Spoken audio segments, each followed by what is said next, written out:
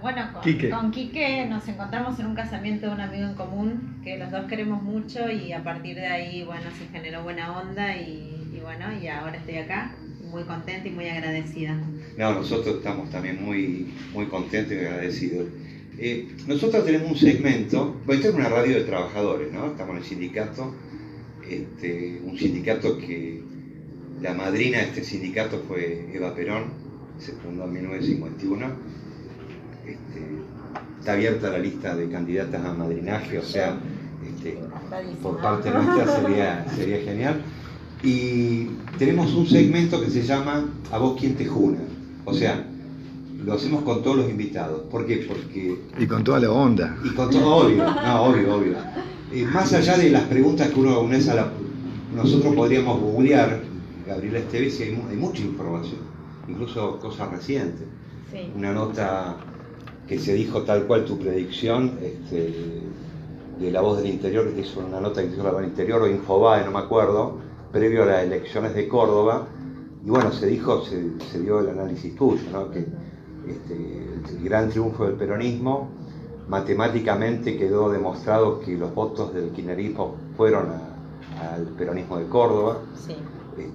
Había consultoras que especulaban que sectores de la izquierda, entre comillas, la izquierda que el sistema eligió como izquierda, iban a sacar el 10%, porque hacían cálculos matemáticos de que muchos de nosotros íbamos a votar a un sector que no era el peronismo, ¿no? Justamente.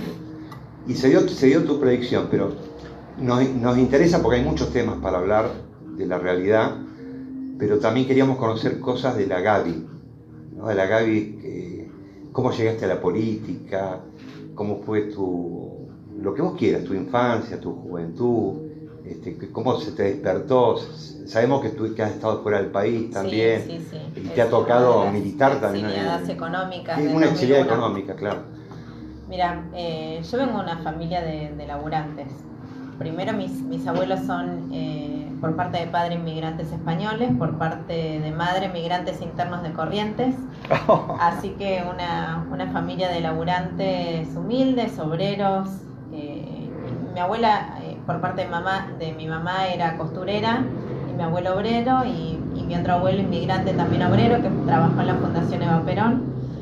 Se bajó del barco y se fue directa a la Fundación Eva Perón, porque nuestro país siempre tuvo eso, y el peronismo siempre tuvo eso maravilloso de abrirle las puertas de nuestra patria a todo el que quisiera venir a trabajar y sea buena gente. Y en mi casa, a ver, por parte de mi abuelo español siempre se habló de política. Él vino huyendo de la hambruna. El franquismo, ¿no? No Sí, sé qué año vino. Y de la hambruna. Vino en el 48. Claro, ya en la época, ya había caído la República. Y se había quedado huérfano y decidió venir a Argentina a buscarse la vida, a trabajar. Acá había muchos paisanos, como decía mi abuelo, muchos gallegos.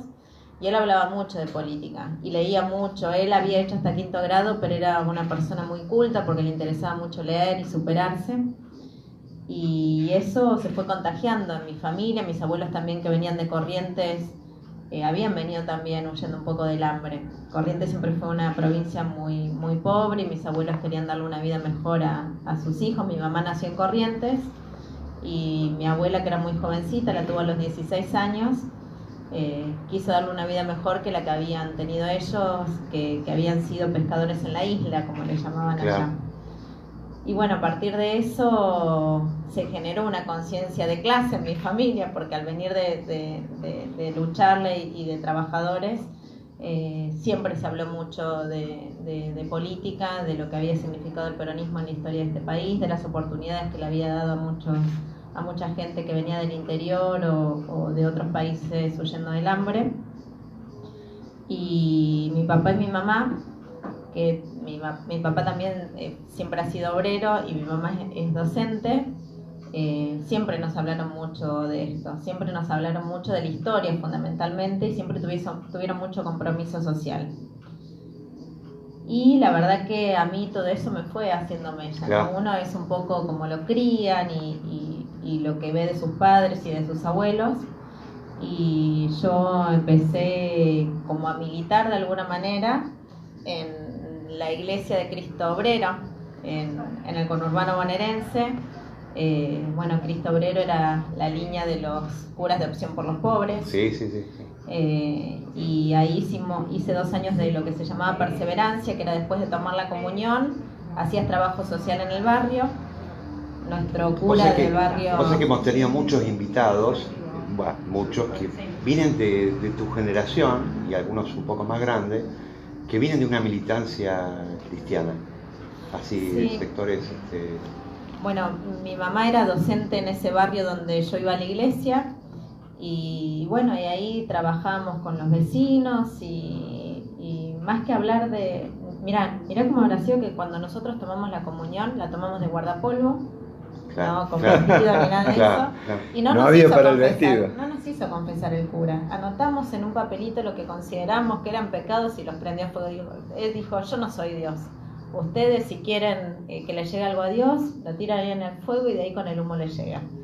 Qué sabio, ¿no? Porque Sí. en el fondo es todo un mensaje ese, ¿no? Bueno, y a partir de eso, bueno, siempre sentí ese compromiso, el ver las realidades de otros vecinos y las nuestras también, porque nosotros también éramos pobres. Hizo que siempre tuviésemos mucha conciencia. Después eso fue en el conurbano bonaerense, en La Matanza. Después nos vinimos a vivir a Córdoba después de que mi papá se fundiera en el 89 terriblemente con la crisis de Alfonsín. Y en Córdoba, bueno, también empezamos a tratar de construir un centro de estudiantes en la escuela y generamos una revista con pensamiento crítico. Empezamos a hablar de lo que había sucedido en el proceso. Hicimos una revista de política y rock. En esa época, cuando nosotros éramos pibes, no se hablaba demasiado de eso. No nos dejaron constituir el centro de estudiantes y nos prohibieron la revista en la escuela, así que la repartíamos en la puerta. Y siempre para todo eso tuve el apoyo de mis viejos, siempre. Claro. Inclusive mi viejo escribía, le gusta mucho escribir y leer, y me escribía un par de notas para la revista. O sea, un gran autodidacta tu viejo, digamos. Sí, y viene de la línea familiar. Mi abuelo, que había hecho hasta 5º grado nada más, se había leído enciclopedias completas y era una persona profundamente culta. Mi papá también, mi mamá también. Y bueno, a partir de eso empezamos a militar, empezamos a hablar de feminismo cuando yo tenía 14, 15 años, que en esa época del feminismo prácticamente no se hablaba.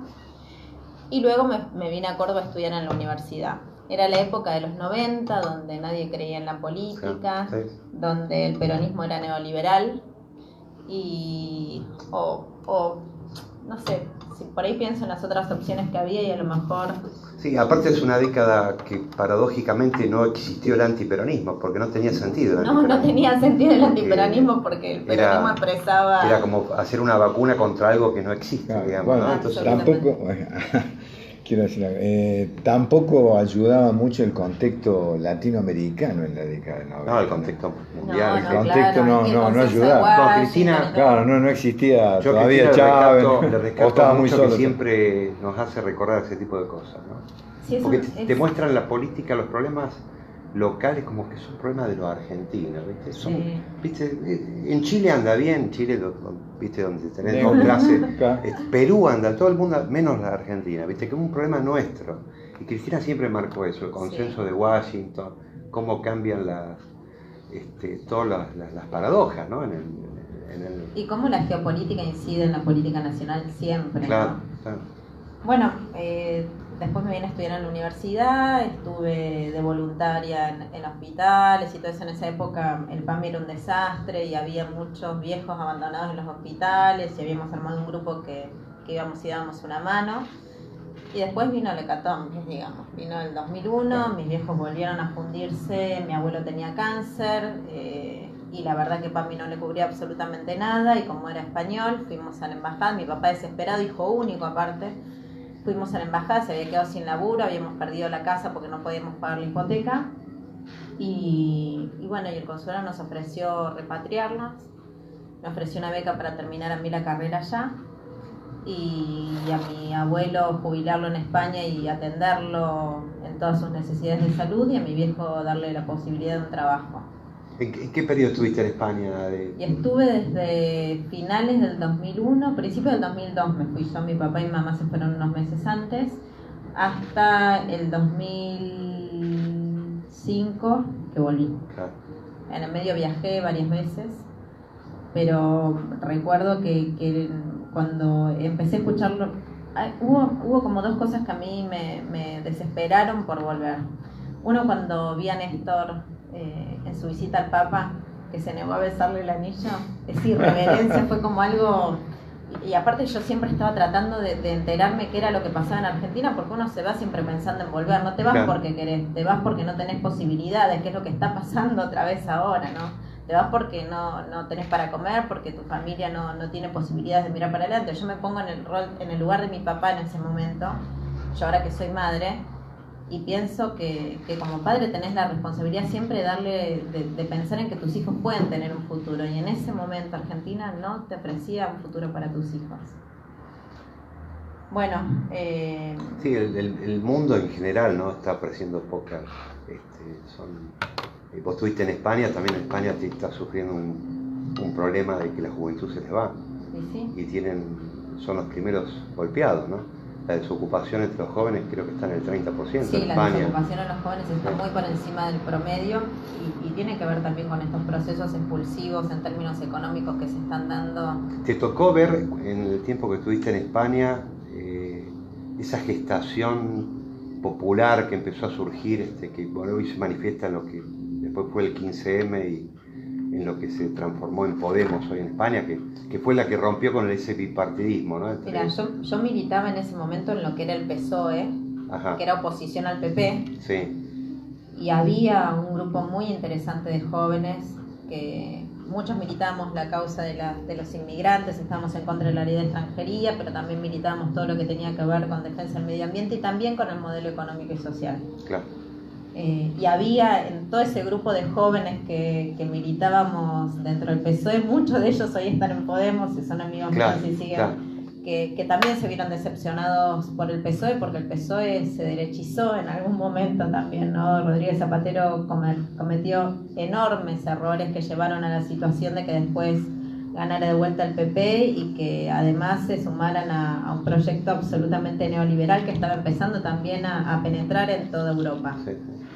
Sí, van dejando atrás ese capitalismo del bienestar, esa sociedad del bienestar. No, pero hay cosas que tienen que ver con políticas públicas que están instaladas y que son muy difíciles. El sistema de salud socializado es algo que está tan instalado que no lo van a poder quitar nunca. Por más de que el gobierno que venga sea un gobierno de derecha, eso está muy instalado. Y la verdad que creo que es necesario trabajar en eso de políticas de Estado que trasciendan cualquier... Un poco, justamente ahí tocaste un tema que hoy hablamos, bueno, ¿qué le preguntamos a la Gaby cuando venga? Porque teníamos, ya como hacía varios días que queríamos darte acá, teníamos muchas preguntas que algunas ya quedaron obsoletas, otras porque, claro, estamos viendo un momento muy vertiginoso, una velocidad que es... Y en tiempos electorales, un día en política es claro. una eternidad. Y otras preguntas ya la práctica ya dio las respuestas, pero se abren muchos interrogantes. Yo creo que el kirchnerismo dejó un piso, dejó algo como diciendo...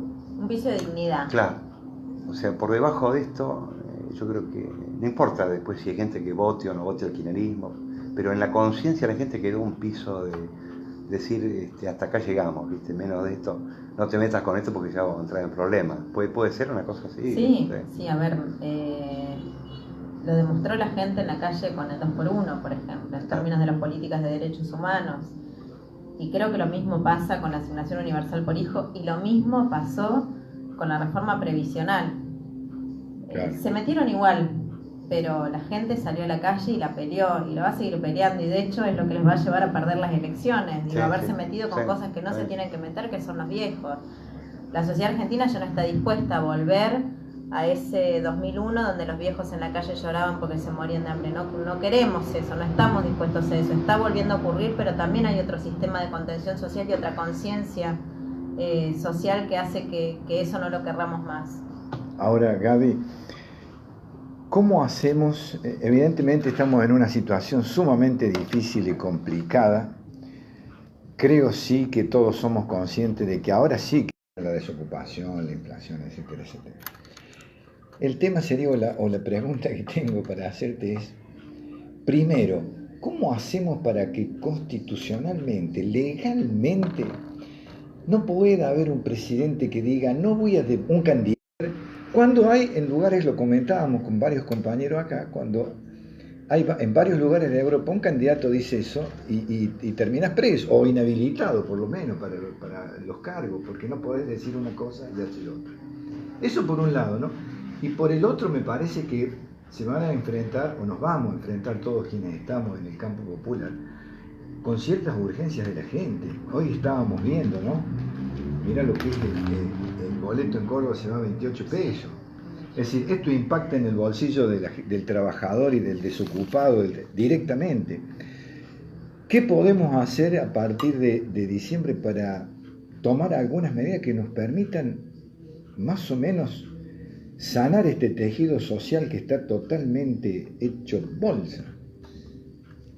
Mira, primero creo que lo que hay que hacer para poder sanar ese tejido social es esto que plantea Cristina y que también escuché el otro día muy gratamente que lo expresaba Massa de alguna manera, no con las mismas palabras, pero sí el mismo concepto, ¿no? Esta necesidad de que los diferentes sectores de la sociedad podamos reunirnos y acordar 4, 5, 10 medidas para poder salir adelante y que todos nos comprometamos con eso. No alcanza solamente con que se comprometa un sector de la clase política, tiene que ser un acuerdo de ciudadanía donde empresarios, sindicalistas, partidos políticos, fuerzas vivas, religiosas, todos se comprometan para sacar al país adelante. Y puede ser incluir a los medios también. Bueno, los medios de comunicación fundamental incluirlos. Claro, bueno, sí, el tema de los medios, ya sabemos lo que pasó, o sea, subieron, lo primero que hicieron fue romper con la ley de medios, trajeron otra ley de medios, y evidentemente es un tema a futuro cercano, no a futuro lejano, a resolver también, porque la concentración y el blindaje mediático que tiene este gobierno no lo ha tenido nadie, y de la forma escandalosa que se miente. Vos lo habrás visto en la Cámara, hace hasta hace 2 meses atrás el jefe de gabinete decía que la inflación está bajando. No, el tema es que lo reproduzcan los medios y lo tomen como una verdad absoluta y no cuenten las otras cosas que están pasando, las cosas que verdaderamente pasan. Claro. Yo creo que hay que trabajar en eso, en generar un pacto, un acuerdo social, un acuerdo ciudadano que nos permita... Cristina creo que dijo contrato, ¿no? Habló de contrato social, que es muy profundo. Social, claro, porque el pacto puede ser medio una cuestión de oportunismo, primero dijo de coyuntura. Contrato social, habló también de pacto de ciudadanía. Claro. Yo creo que en definitiva de lo que el germen de todo esto es lograr un acuerdo entre todos y todas a comprometernos a sacar el país adelante. Y estamos hablando desde los ciudadanos, los docentes, los sindicatos, hasta quienes manejan el más alto nivel del empresariado argentino, digamos, todos nos tenemos que comprometer para sacar el país adelante, si no de esto no se sale. Estamos hablando de que tenemos una deuda a 100 años, que tenemos comprometido el 97% de nuestro PBI en deuda y que además han fulminado el desarrollo en la industria nacional, que está trabajando en un 25% de su capacidad. Sí, las cifras a nivel... No hay ningún indicador económico, ninguno que les dé positivamente. Bueno, por eso, ¿cuál es la manera de salir adelante? Bueno, que todos nos pongamos de acuerdo para tirar a su mismo lado, que los diferentes sectores de la oposición política podamos acordar y trabajar juntos para salir de esto, que nos acompañen los trabajadores organizados, que nos acompañen los medios de comunicación, como decías vos recién. Digo, en esto lo que necesitamos es eso. Si no logramos eso, no vamos a poder salir. Máximo lo traducía muy bien. Vamos a necesitar, para ganar las elecciones, un acuerdo electoral muy amplio, pero para gobernar uno muchísimo más amplio. Y se trata de esto. Sí. ¿Cómo es, Gaby, cómo es tu mirada después, no sé si algunos medios titulaban un giro a la derecha que hubo en Latinoamérica, ¿no? Con el triunfo de Macri en Argentina, Piñera en Chile, Bolsonaro, Lenín Moreno, que termina claudicando. Bueno, Bolsonaro ya, yo lo pongo, si bien está obvio, pero es lo más bizarro, ¿no? Ya Bolsonaro es algo muy bizarro, es una caricatura, ¿no? Realmente es increíble. Ahora, yo lo que noto, no sé si quizás estoy equivocado, salvo en los lugares donde hay se aplica una represión brutal, porque el neoliberalismo sin represión no dura mucho, ¿no? Que cada vez los procesos neoliberales son más cortos, digamos, no tienen cómo sostenerse, porque está todo construido, es como un castillo de naipes, digamos. Y mirá que invierten en medios de comunicación y en redes sociales y en campañas sucias contra la oposición, y sin embargo, bueno, eso también es esperanzador, ¿no? Lo de México se puede decir que abre un reflujo, digamos, de los movimientos populares en América Latina, sí. El triunfo de López Obrador. Sí, yo creo que sí, por la incidencia que tiene México en toda Latinoamérica. Qué lástima que México no tuvo a AMLO cuando estaban estos maravillosos gobiernos latinoamericanos, claro, porque podríamos haber avanzado mucho más. Igual es algo muy importante de celebrar. Yo creo que hay dos mojones, que uno es Bolivia y otro era México, y que además hay un nivel de conciencia en la ciudadanía que está empezando a generar esto que decías vos, que los periodos sean mucho más cortos. Vos fíjate cómo Bolsonaro ha perdido legitimidad enormemente y de una manera aceleradísima en cuánto hace que está gobernando. Sí. Digo, Macri ya la gente le dejó de creer, a pesar de que invierten muchísimo en comunicación para que... Y nadie quiere salir en la foto con él, ¿no? Porque y nadie quiere salir, bueno... Lo peor que te puede pasar en una campaña electoral es que te vean en una foto con Macri. Sí, lo que hay que dejar, lo que me parece que hay que dejar muy claro es que Macri es la cara del proyecto Cambiemos, pero María Eugenia Vidal es exactamente lo mismo que Macri, claro. Y Larreta es exactamente lo mismo que Macri, que si alguno de ellos va como candidato va a ser exactamente lo mismo y lo va a profundizar, quizás con una carita más amable, pero van a hacer lo mismo y quizás peor, te diría. Entonces me parece que también esto hay que decirlo, porque si no a veces la gente se equivoca, le venden que María Eugenia Vidal es la hada buena de Cambiemos y resulta que lo que va a ser muchísimo peor. Y lo tenemos que decir porque es una de las estrategias que están tratando de construir desde la derecha y los medios de comunicación, que la sucesión amable vendría a ser ella, y la verdad que no. Sí, para mí es peor Vidal que Macri, para mí, ¿no? Porque Macri es un empresario, un gran burgués que de última defiende sus intereses de clase, pero María Eugenia Vidal, ¿viste? ¿No? Es una cuestión... María Eugenia, la autora de la famosa frase, ¿para qué hacen universidades si los pobres, si todos sabemos que los pobres no van a la universidad? Hay que recordar que Larreta y ella fueron gestión de PAMI cuando se pegó un tiro en el corazón, bueno, esas cosas, digo, no hay que olvidarlos, porque eso tiene que ver con alguien que tiene el poder, que es con una persona con muy poca humanidad. Digamos, alguien que permite que la Argentina pierda un capital tan importante como el doctor Favaloro y no le genera ningún tipo de sensibilidad y no se hace cargo del enorme error y el perjuicio que le generó al pueblo argentino, y ahora está gobernando la provincia de Buenos Aires siguiendo un trazado similar, donde dejó que se murieran 2 personas que trabajaban en una escuela por no invertir en lo mínimo que es cuidar que no haya fuga de gas, digamos, ¿no? Gaby, todos sabemos que el gobierno no puede hacer campaña exhibiendo logros económicos porque no hay, no solamente logros económicos, no hay ningún logro acá. ¿Te imaginas una campaña muy sucia, muy mentirosa? Sí, de ellos me lo imagino todo. Digo, de hecho, estamos viviendo hace 3 años y medio una campaña sucia y mentirosa.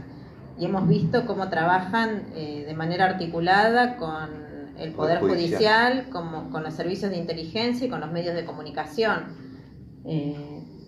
Tuvieron que adelantar algunas cuestiones porque se les derrumbó la economía mucho antes de lo que ellos tenían pensado, entonces adelantaron algunas operaciones y fueron tan desprolijos en la desesperación que se terminó blanqueando hacia afuera lo que estaban haciendo. Pero digo, la causa de los cuadernos, lo que hicieron con el triple crimen, lo que está pasando ahora con la causa de Alessio, digo, me parece que son cosas que quizás no lo estamos dimensionando, la gravedad que esto tiene.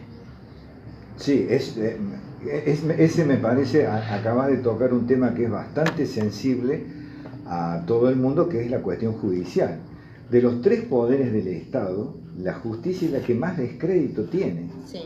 Está pasando por un momento donde su nivel de credibilidad es prácticamente de acuerdo al termómetro también de la sociedad, pero es bastante bajo. Sí, tiene menos del 10% de credibilidad. Exactamente, la gente, tiene menos del 10% de credibilidad. El otro día, te comento una pequeña anécdota, me tocó llevarlo, fue el sábado a la mañana, al doctor Aguirabedian, el domingo a la mañana. Estaba en Barrio General Paz y tenía que ir, se ve que vive ahí en la zona del tribunal. Yo digo, o es usted o es muy parecido, no, dice, soy yo, saludamos. Bueno, empezamos a recordar época cuando estaba el programa con Tomás Méndez. ADN, sí. Y él está ahora los días jueves, me dijo, con... Sí, ido varias veces al programa de él en Canal C, tiene un programa en Canal C también. Y claro, me nombró lo de Canal C y le pregunté, le digo, pues yo tengo entendido como que la justicia de Córdoba, digo, en comparación con a nivel nacional o a nivel federal es mucho más sana. Dice, no se vaya a creer, dice, salvo, eso sí, Comodoro Pi, dice, eso es una cueva de víbora. Y eso tiene arreglo, dice, solamente con una revolución. Dice, Comodoro Pi no hay forma de arreglarlo, me dice. Vos imaginate que un abogado que... O sea, con eso me dio una respuesta, ¿no? De toda en teoría por un ideal vinculado a la justicia, diga eso del Poder Judicial, ¿no? Sí, yo te lo transcribo tal cual, dicho por él, sí, lo sé. en el viaje. Lo sé porque he estado en el programa y he escuchado sus editoriales y siempre es muy duro, puntualmente con Comodoro Pi. La verdad que creo que el Poder Judicial en Argentina necesita un proceso de democratización. Nosotros lo intentamos cuando fuimos gobierno, quizás no se entendió, o la campaña que generaron en contra fue tan fuerte que no se pudo avanzar, pero hace falta democratizar, hace falta que los cargos dentro del Poder Judicial no sean vitalicios, porque el que sea vitalicios hacen que, bueno, como todo lo que uno tiene garantizado para toda la vida. Claro, como los jueces norteamericanos, claro. Digamos, ¿no?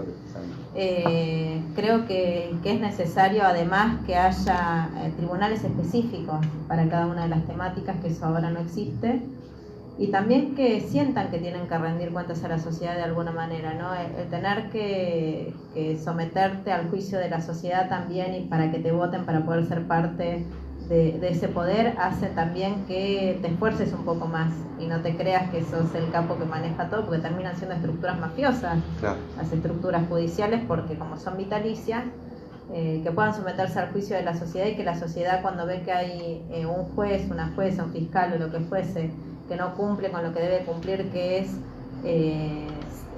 darle justicia al pueblo y trabajar por causas justas, y que la gente pueda sentirse protegida porque hay una justicia que la respalda, se la pueda sacar, puedan no votarlo nunca más y que nunca más sea parte del Poder Judicial, así como estamos sometidos a eso también los políticos, ¿no? Claro. Sí, aparte, bueno, lo grave de todo esto es que hay mucha injerencia norteamericana, ¿no? En toda esta cuestión. Sí, de la embajada, bueno, porque sí. También en esto... Nosotros tenemos la embajada maneja la política exterior. La embajada del Águila maneja la política exterior de la Argentina hoy. Claro, y encima tenemos el Fondo Monetario. Claro, y encima tenemos instalado el Fondo Monetario Internacional no hay política en el banco. Exterior. No. Lo que hay es un gobierno de rodillas.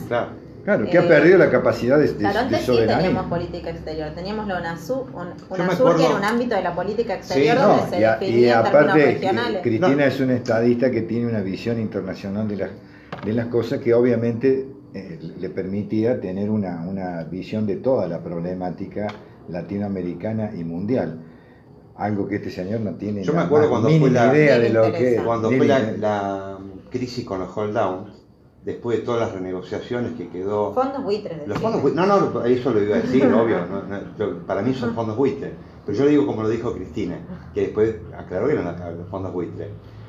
Ella había logrado mucho consenso en Naciones Unidas. Incluso era un tema que consiguió un estaba, fallo, claro, un fallo histórico. Pero claro.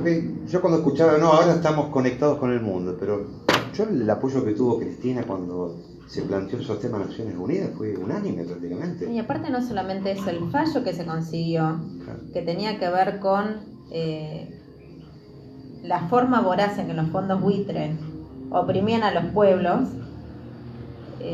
Este gobierno lo tiró totalmente para atrás al decidir pagarle, porque en realidad el fallo que nosotros habíamos logrado era para no pagarle los fondos buitres, porque nunca habían querido entrar en la renegociación de la deuda. Nuestra voluntad de pago nunca la quisieron aceptar, porque ellos lo que querían era sacarnos la sangre, y este gobierno le entregó la sangre.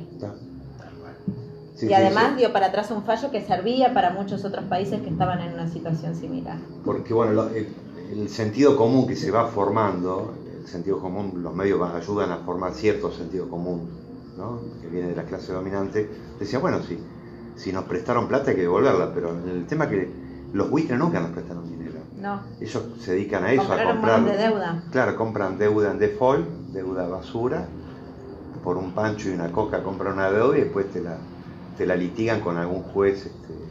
Amigo de ellos. Claro, con jurisprudencia Sí, favorable. offshore, afuera. Y aparte eso es otra cosa que también hizo este gobierno, ¿no? Que puedan juzgarse en otro país. Cristina lo que había logrado era que Claro, esos juicios que se lleven adelante aquí en que Argentina. reconozcan la claro, la jurisdicción. Exactamente. Claro. Y bueno, Macri volvió a entregar, bueno, como todo, entregó Sí. todo. Entregó Claro. todo. La verdad que es algo tan triste. Yo hace muy poquito tiempo estuve en una visita con una comitiva por Washington. Y a mí lo que me aterrorizó es que cada funcionario del Estado norteamericano con el que nos reuníamos hablaba de vaca negra. De vaca muerta. De vaca De vaca muerta, muerta. perdón. Me aterrorizó. Porque eso significa que la mirada que ellos tienen puesta en Argentina... Sí, es extractiva, Claro. es una semicolonia. Claro. Y eso es muy preocupante porque... Hoy justamente Quique estaba haciendo una... disculpa, había llegado el compañero Ricardo, también está con Hola, ¿cómo nosotros. te va? Mucho gusto. Se fue y volvió ahora.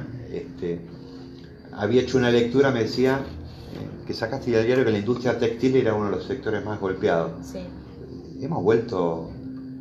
Los ingleses se llevaron en una época, se llevaron los ponchos como modelo, después los gauchos usaban los ponchos hechos en Inglaterra, Sí. acá, ¿no? Una cosa... Bueno, era bueno, el modelo de los unitarios, ¿no? claro, claro. Hemos vuelto a lo mismo, Cuando éramos colonia, que mandábamos la lana de Vicuña y volvían los ponchos de allá y los pagábamos 10 veces más de lo que exportábamos en lana, bueno, lo mismo. Es tristísimo. Si estás de acuerdo, Evi, vamos a hacer Una pequeña